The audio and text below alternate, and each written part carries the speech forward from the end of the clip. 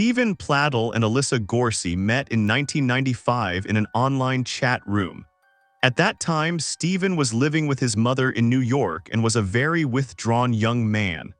Former classmates remember him as the guy who always wore the same cardigan and was an easy target for bullies.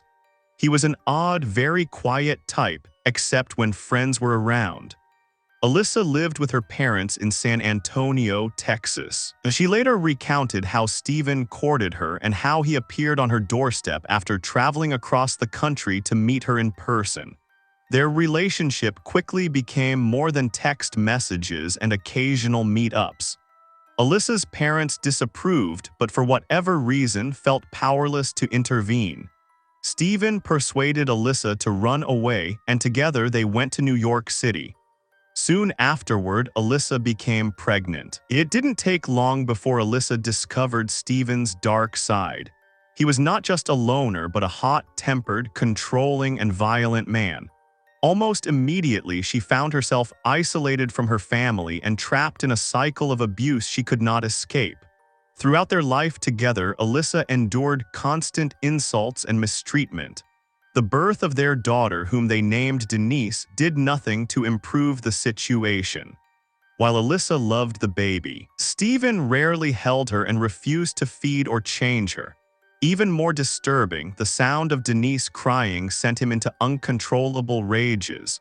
When she began to wail, he would pick her up and place her in a small cooler, sometimes even closing the lid.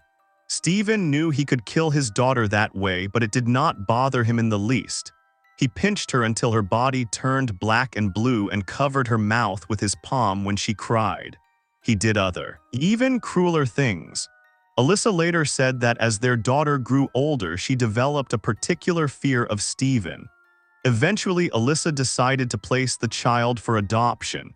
She told her family she was struggling with postpartum depression and simply wasn't ready for motherhood. Denise was adopted by a loving couple, Anthony and Katie Fasker, who renamed her Katie and gave her a new chance at happiness.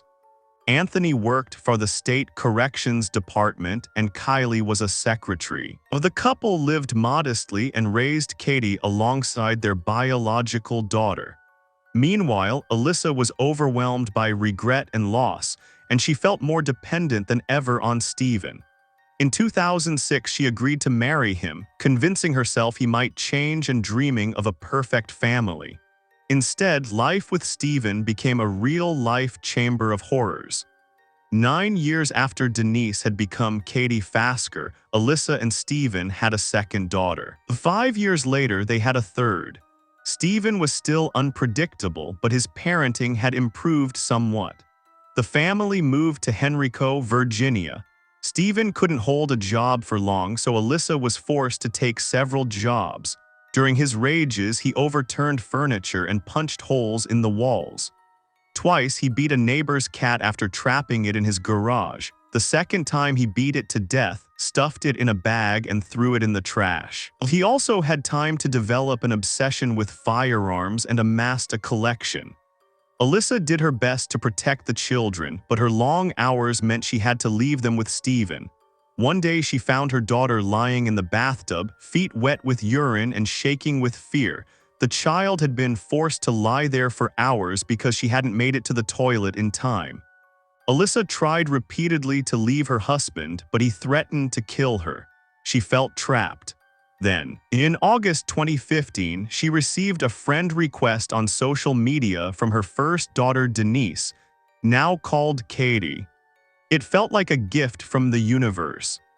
Alyssa was overjoyed to learn that Katie lived with a good family, cared for stray cats, was artistic, and was known at school for her impressive comics. Katie wrote in her blog about her love of art and had ambitious plans. After high school, she wanted to attend community college and then study digital advertising at the State University of New York.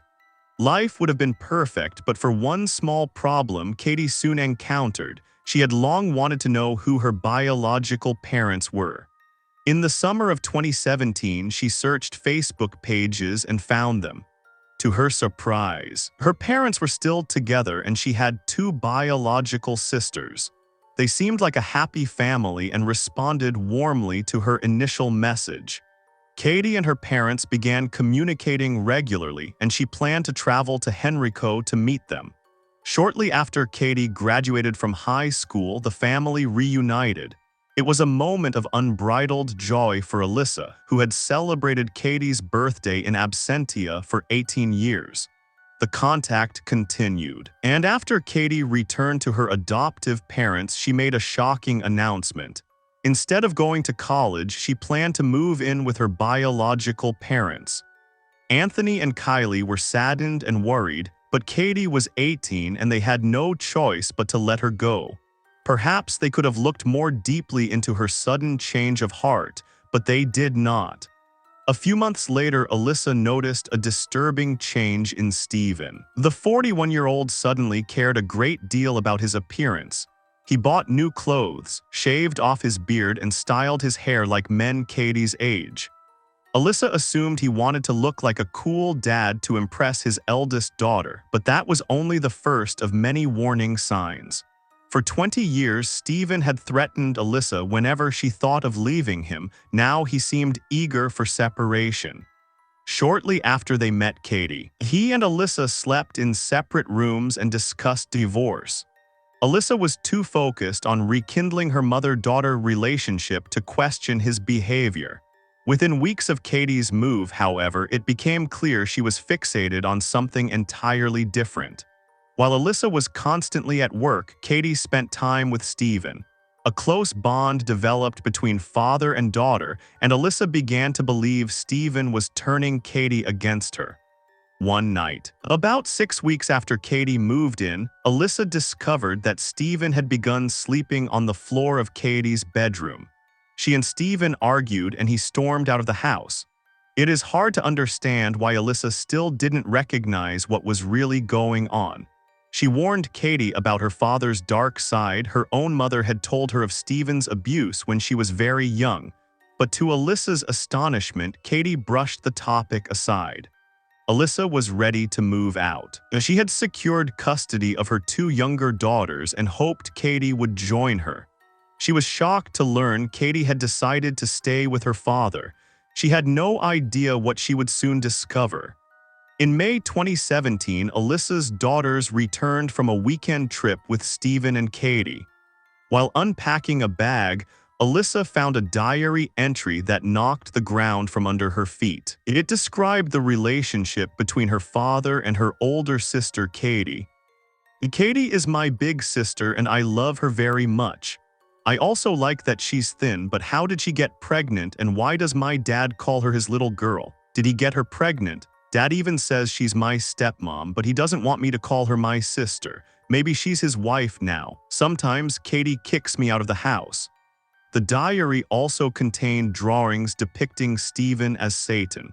In the next drawing, the girl was running away from her father, and underneath she had written, "If Daddy is Satan and Katie is human, will the baby be born half demon?" Realizing Steven had seduced Katie horrified Alyssa. She had long suspected Steven was turning her daughter against her, but not even in her nightmares had she imagined he would have a sexual relationship with their child. Alyssa felt sick. It was too much. She became hysterical and called Steven, asking whether Katie was really pregnant with his child.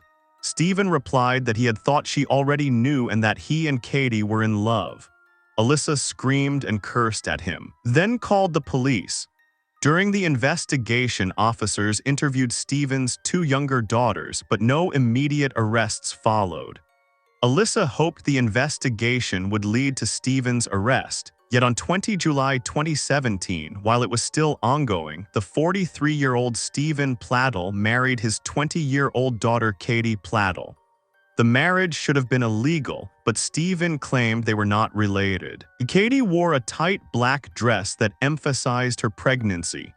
Present at the wedding were Steven's 72-year-old mother Grace, and astonishingly, Katie's adoptive parents, who accepted the situation because Katie was already 7 months pregnant. Photographs show them smiling alongside their adoptive daughter and the biological father who had seduced her. How on earth could this happen? Why did Katie accept his advances even though she knew he was her father? After successfully skirting the law, they consummated their marriage and moved into another house, where they began life as husband and wife. Katie gave birth to her son Benito on 1 September 2017, but the family's happy life did not last long. Stephen and Katie were arrested in January 2018 for marrying a close relative. A month later, Stephen was released on bond provided he had no contact with Katie. Katie was also released on bond and ordered to return to her adoptive parents in New York. Stephen's mother received custody of Benito. This controversial relationship made headlines. Stephen's attorney issued a statement saying his client had never coerced his daughter into the relationship. Meanwhile, Katie tried to get her life back on track. Every Tuesday and Thursday, she cleaned her grandmother's house. She had a lot of free time and began to wonder whether her decisions about Stephen had been right. On 11 April, she called Stephen and told him she wanted to end the marriage quickly and raise her son in a healthy environment. Katie had no idea whom she was dealing with. When repeated attempts to change her mind failed, Stephen devised another plan. On Thursday, 12 April 2018, Anthony Fasker and his adoptive daughter Katie drove a black pickup from their home to the grandmother's house where Katie cleaned. Unbeknownst to them, they were being watched. As soon as they pulled out of the driveway, a man followed and began tailing them closely. They stopped at an intersection. That morning, there were few cars on the road, and several witnesses happened to see a van pull alongside the pickup and a man roll down the window. He then drew a rifle and fired into the pickup. When police officers arrived, they found the bodies of 56-year-old Anthony Fasker and 20-year-old Katie Pladl strapped in their seats. Both were dead at the scene. The van was soon recovered near the state line. In the driver's seat lay the body of a man, Stephen Pladl. Meanwhile, Grace Pladl had called emergency services. Police rushed to the address she provided. In an upstairs room, they found Benito's lifeless body in a closet. He had been strangled. On 11 April, after the phone call with Katie, Stephen had phoned his mother and said he would pick up his son for a Skype chat. The court had forbidden Stephen any contact with his daughter, but not with his son, an omission that cost Benito his life. Stephen took his son home, strangled him and hid him in a closet, then drove 600 miles to Anthony and Katie Fasker's house. He knew they would drive to the grandmother's that morning and waited in his van. Having set his ambush, Stephen called his mother during the drive. It was around 7 a.m. He told her he had decided to visit Katie with his son and was almost there. At 8:45 a.m., Stephen called his mother one last time to say he had killed his son and had shot Katie and her father. These murders shocked the community to its core. Katie, Benito, and Anthony were buried on 21 April. Alyssa sent flowers but refused to attend the funeral to avoid media attention. Thank you for watching and take care of yourselves.